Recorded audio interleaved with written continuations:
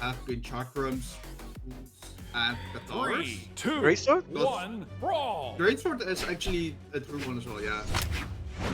Yeah, let's see some Greatsword in here. But anyways, we got Ahmet on the Petra, Marker on the Teros. These guys have actually been practicing lately to be teammates. I'm pretty sure they're practicing to be teammates for Winter, sadly, because Marco can't go to VCS. But Ahmet is actually going to the Royale and VCS. Excited to see what he shows off right now. He's great on that orb. A great player lately. Has been climbing up the ranks. Got second place last major. Gotta be careful from Marco though. Teros can do significant damage per hit. Marco's already going for the stop set. About why they look at the Taros pick, because most of the matches that we've seen, not just in unit tournaments, but also in major tournaments themselves, have been Marker playing on that signature fade, having that orb, having that side. And they didn't get any changes. They're still in a very good position in the patch, in the meta. But you haven't seen any prior Hammer or Axe gameplay. But it's working. They made it this far. Right now they are in winners finals facing up against Ahmet.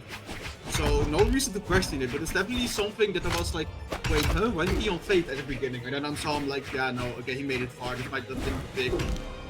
I mean, we know he plays, you know, Axe a lot in twos. He has that Algrim. So I understand the Teros a little bit on that side. And he's really focused on the Hammer against Ahmet. You know, he's really going for them stomps. Not even going for the stomp sales, just stomps and a different follow-up all the time. Does the stomp sale now. He's playing good on his Hammer, doing great damage. He could lap Ahmet. He could actually take 2 stocks off Ahmet if Ahmet doesn't play this safely enough. Ahmet needs his elimination sooner or later. Throw out a 6, throw out something, stop being scared. There's the sale, doesn't get the elimination. Teros damage and defense is crazy. I still, oh, I thought that wasn't gonna eliminate. Ahmet playing so careful, having those gauntlets, playing into a high damage Teros Hammer, knowing that if they make one mistake, don't get the correct read, they will take 50 to maybe even the entire stock worth of damage. But even still, all those small hits that were being done by the Teros made it so that Ahmet is already on 172 taken damage. That's a GC Stone Sire off the floor in the right blast zone. See you later. Picking up that axe, and that's a massive lead. It's not looking good for Ahmet. And Marco's actually lapping him as we speak. Ahmet needs to stop playing Friday. I feel I understand you're against the Teros, but he's playing too frightened right now. He's playing too scared. You gotta throw out some 6, bro. Like it doesn't hurt. There's a nail. Oh my goodness, recovery won't eliminate this early. You gotta do them 6. I mean some 6. No, those for the true combo. Look at it. Marco eliminated. Can't find anything. Stomp step from Marco, and there's a set to eliminate him. Dominating win from Marco. Would you agree? Yeah, I'm not gonna beat around the bush. I'm not gonna sugarcoat it. That was just dominating. That wasn't even close. I think a big issue in terms of Ahmet's gameplay is that they give too much space to Mr. Neutral over here, giving Marco too much room to work with, giving him too much room to breathe.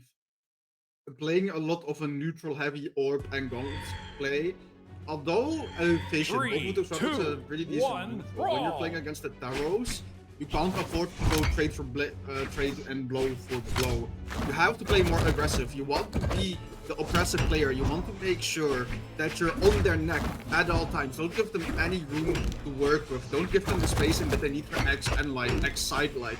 Don't give them the spacing that they need for storms. But when Ahmet is holding that distance that they were in game 1, they made it really easy for Mark to get all those hits off. Even though it seemed almost effortless. Oh my goodness! Value. Like that stop oh my goodness! No! That's it. He's chasing him down. He chased that boy down and eliminated that boy. Ahmet off stage. Marco's looking at Stern and Nail right now. Oh my! Whoa! Oh, didn't get the elimination. Wait, he might get eliminated himself. He's playing. That's 45 damage already. That's not sink in. That's 64. Okay, he's fighting back. And lighting there, beautiful. Can he apply pressure? He needs to use that there. Now he's getting edge guarded again. It's there into the E-light. It's over. It's almost left. Correction. That slapped a 5 damage exactly.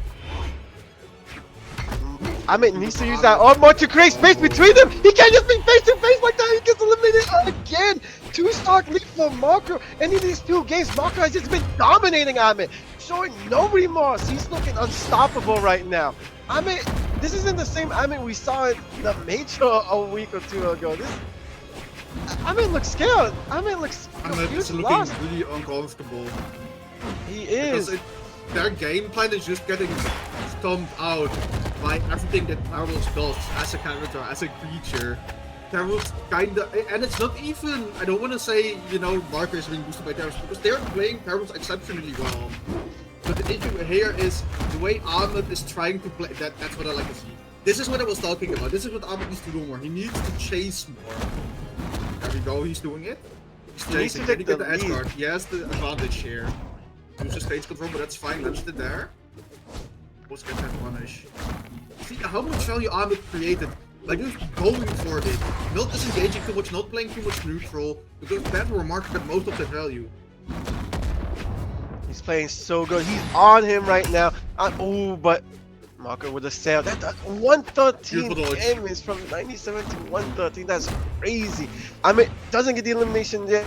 Ahmet needs to get his stock with right now, but Marco having him off stage again. Last time he eliminated him, he makes that. No, he doesn't. Wait. He's still alive. Let him poop. He has the gauntlets right now. He needs that elimination blackout. He finally gets it, but he's at 174 damage. It's possible, but it's unlikely, very unlikely. Even though he's bleeding out, Ahmet is showing signs of life. Can he stop the bleeding? Good game. Not in this game too. Player 2 wins. Ahmet, I don't know if he was listening, but the moment... Wait, does he have to restart? I think he might have to restart. Yeah, he said But he's the restarting. moment he actually started playing aggressive, started chasing, getting those nair loops on gauntlets, that's when he started doing a lot of damage. Because in game 1 and the initial half of that game 2, you're seeing most of the time they were going interaction for interaction, not doing that much. But when you're going interaction for interaction on gauntlets and orb, two weapons that really like being oppressive, really like chase, and really like going for option punishment, punishing dodges, punishing jumps. Playing that into axe and hammer, which are more simplistic weapons but have more raw damage to compensate, isn't gonna get you the win. And Ahmet realized that once they started respawning. Unfortunately, that adaptation came a little bit too late. But in the best case scenario for them, they take that knowledge going into game 2, which is going to be the exact same matchup on the exact same stage. Ahmet needs 3 games in a row to make it to Grands, coming out from winner's side. Well, he does need 3 games right now. All Marco though. It's all Marco this game. All Marco this whole set. We gotta see some more from Ahmet. This is genuinely not the same Ahmet we saw in the major. Oh, he's in the lead right now. Oh, yeah. No, mistake! He didn't touch the wall! What a mistake from Ahmet, and it cost him. It might as well cost him the set. That is such a bad way to start game 3 after losing 2 sets in a row. And one of those rounds was a 2-stock from Marco. The first round, if I remember correctly, was a 2-stock from Marco. Marco just looking dominated. Ahmet needs an extinguisher to blow out the fire from Marco. Stop himself from Marco. He's just got to Ahmet is playing well though. Ahmet is playing well. Ahmet is understanding the swing condition by going deeper and going for those chases that I've been pressing so much. He just needs to minimize the lead that Marker is getting off that initial game of double their ground pound on the right side of the stage. For every 117 though, which essentially for Tavros just means any hit can knock you out. For any 3 hits Ahmet does, it's like Marco does 1 and it already ties the damage. That's how scary Taros is. That's the issue in this matchup. Ahmet can't afford to play this safe. They have to take risks in order to even it up, because 3 hits on both of their weapons is gonna be like 1 or 2 hits on hammer and axe respectively. Like, it's not gonna matter if you can't, you know, do even more back. There we go, that's an end light. Starting to even up the damage. Difference of 10. is good. This is really good. And there's a stomp cell. Might as well be the Yes, elimination with Mark. Oh, Not man, only you're does he live beautiful. it, not only does he live it, he gets the maddest punish. And like, There it is. There it is, Blackout. What I've been saying, he needs to stop being so scared, you know? This is another Marco's just human at the end of the day, you know. Sure, he's on Taros, but you can go up to his face, you can do Gosh. damage on him like this. okay, he's just Bye. daring, but daring off the stage isn't gonna get you to knockout mark. You need something. He's at 232 even then, like. Yeah, you don't need to build up more damage. Brother. Okay, What there is it this is. stat padding? 280. You didn't need that extra 100 damage, bro. Alright. I'm not needed. 73 damage on Marco right now. Marco, just put a little bit. I bet just putting a little bit more damage on Marco. Another There. there. Wake up There. Nair. Might have That's- saved him from a lot of damage coming out from a potential dare string. Being pressured by Marker. Sidelight.